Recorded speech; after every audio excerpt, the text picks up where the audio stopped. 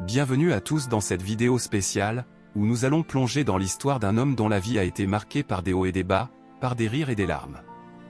Aujourd'hui, nous allons retracer le parcours de Waïd Bouzidi, un talentueux humoriste et acteur franco-algérien dont la lumière s'est éteinte trop tôt.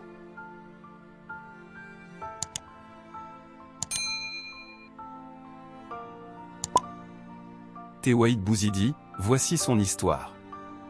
Waïd Bouzidi, né le 9 juillet 1978 à Dugny, Seine-Saint-Denis, et décédé le 20 août 2023 à Marrakech, Maroc, était un humoriste et acteur franco-algérien. Il a laissé une marque indélébile dans le monde du spectacle grâce à sa carrière variée et ses performances tant sur scène que sur grand écran. Biographie. Famille et enfance. Waïd Bouzidi était le plus jeune d'une famille de 10 enfants et a grandi à Bobigny. Malheureusement, il a perdu sa mère et son père à 2 mois d'intervalle lorsqu'il avait seulement 15 ans. Suite à ce tragique événement, il a vécu à Noisy-le-Sec avec son frère aîné Ahmed, qui est devenu son tuteur légal. Carrière.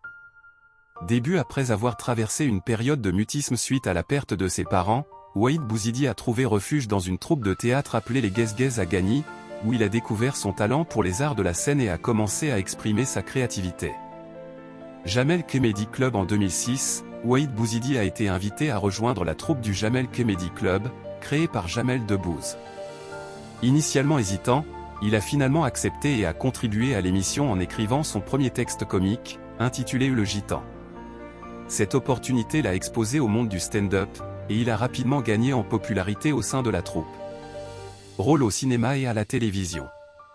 Sa carrière cinématographique a été marquée par des rôles dans plusieurs comédies, dont Au beurre sur la ville, Mohamed Dubois, Alad 2 et d'autres. Il a également participé à des projets télévisuels, notamment la série humoristique Ton et Paréo sur M6 en 2009. Sa voix distinctive l'a également amené à doubler des personnages dans des films tels que Le Chihuahua de Beverly Hills. One Man Show. À partir de 2009, Waïd Bouzidi a créé plusieurs One Man Show, dont Waïd se lâche. Son dernier spectacle, intitulé Waïd, il se relève, joué de janvier à juin 2023, reflétait son vécu et ses défis de santé, mettant en avant son expérience à l'hôpital et ses émotions liées à la maltraitance et à la solitude. Santé et témoignages. En 2023, Waïd Bouzidi a partagé publiquement son expérience douloureuse à l'hôpital Bichat-Claude Bernard, où il a subi des sévices et des traitements inappropriés après avoir subi un accident vasculaire cérébral.